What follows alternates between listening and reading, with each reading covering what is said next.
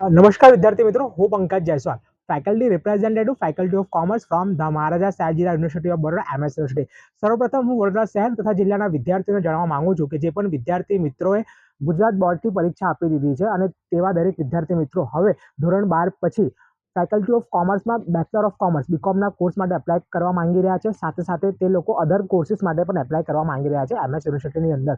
તો MS યુનિવર્સિટીમાં apply કરવા માટે કયા કયા ડોક્યુમેન્ટ રિક્વાયર હશે, અને આ વિડીયો એવા વિદ્યાર્થીઓ માટે છે કે જે લોકો SC, ST એન્ડ OBC કેટેગરીથી બિલોંગ કરતા હોય છે. જી હા, તો હું આપ સર્વ વિદ્યાર્થી મિત્રોને કહેવા માંગુ, જે પણ વિદ્યાર્થી મિત્રો SC, ST અને OBC કેટેગરીથી તે લોકો બિલોંગ કરતા હોય છે, તો તે લોકો માટે મહત્વપૂર્ણની માહિતી એ છે કે સર્વપ્રથમ જો તમારા પાસે હજુ સુધી તમારું ડોક્યુમેન્ટ ના હોય તો એ તમે લોકો રેડી કરાવી લેજો, બનાવી લેજો. કારણ કે જ્યારે એડમિશન પ્રોસેસ શરૂ થશે ત્યારે તમને ડોક્યુમેન્ટ જમા કરવા માટે વધારે સમય આપવામાં આવે નહીં.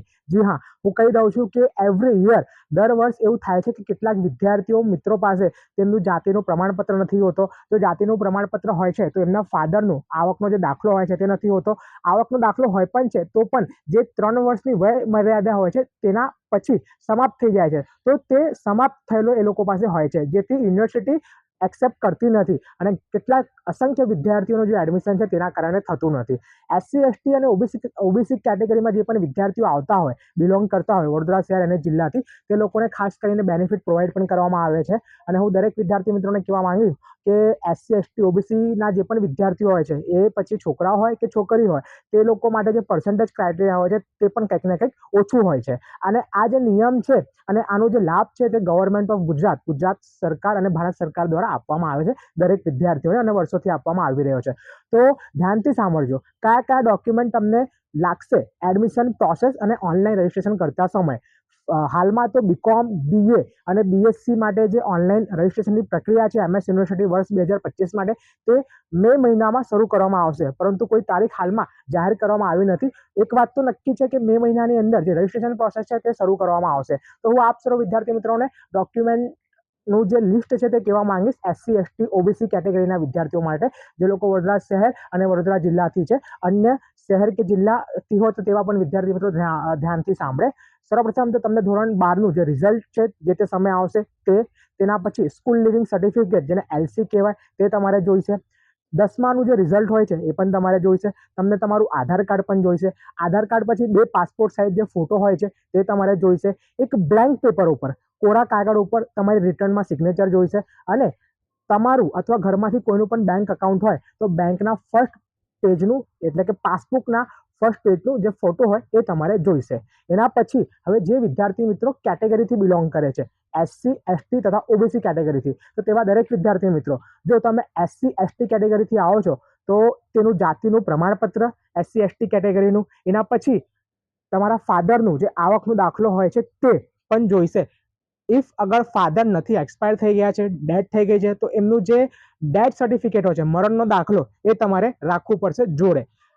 તમે OBC કેટેગરીથી આવતા હોય, બક્ષીપંચ જેને કહેવાય, OBC કેટેગરીથી તમે આવતા હોય તો OBC કેટેગરી માટે હું કહેવા માંગીશ કે તમારા પાસે તમારા જોડે OBC કેટેગરીનો કાસ્ટ સર્ટિફિકેટ, બક્ષીપંચનો દાખલો, તે હોવો જોઈએ. એના સાથે સાથે હું આપને કહેવા માંગીશ કે જે તમારા ફાધર છે તેમનું આવકનો દાખલો, એટલે કે ઇન્કમ સર્ટિફિકેટ હોવું તમારા પાસે ફરજિયાત છે. અને પછી OBCમાં એક સર્ટિફિકેટ હજુ આવે છે, નોન ક્રિમિનલ સર્ટિફિકેટ. યસ, આ નોન ક્રિમિનલ સર્ટિફિકેટ ફરજિયાત હોવું જ જોઈએ, તો તમને OBCના કેટેગરીનો લાભ અને એનો જે ફાયદો છે તે મળશે યુનિવર્સિટીની અંદર.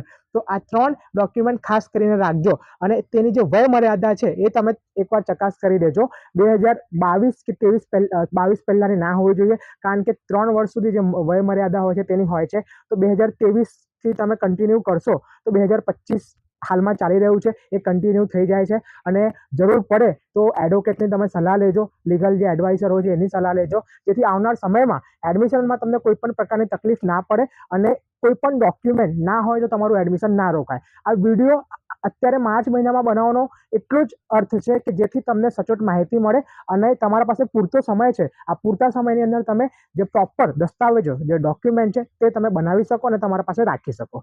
અન્ય માહિતી માટે તમે અમારા વોટ્સઅપ ચેનલ સાથે જોડાઈ શકો છો, જેની લિંક વોટ્સઅપ નંબર જે છે એ ડિસ્ક્રિપ્શનમાં મેન્શન કરવામાં આવેલી છે. એના ઉપર તમે તમારું નામ અને સરનેમ લખીને મોકલી દો અને કયા કોર્સ માટે એપ્લાય કરવું છે તે લખીને મોકલી દો, જેથી અમે તમને ચેનલમાં એડ કરી લઈશું. અન્ય માહિતી માટે અમારું ઇન્સ્ટાગ્રામ પેજ છે FR પંકજ જયસ્વાલ, તેને તમે ફોલો કરી લેશો તો ત્યાંથી પણ તમને અપડેટ મળશે. નમસ્કાર.